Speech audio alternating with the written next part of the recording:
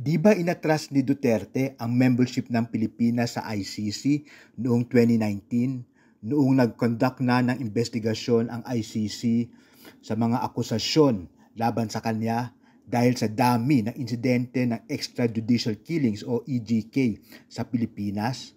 Flight is a sign of guilt, ika nga.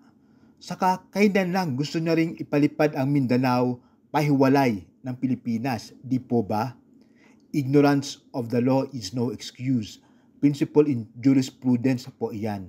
Abogado si Digong, naging prosecutor pa. Kaya maaari kayang ignorante siya sa mga batas ng ICC o di kaya sa existence pa mismo ng institusyong ito o dahil lasing na sa kapangyarihan at patayan kaya nakalimutan niya na maliban sa ating mga korte ay may ICC pala na pwede magpanagot sa kanya.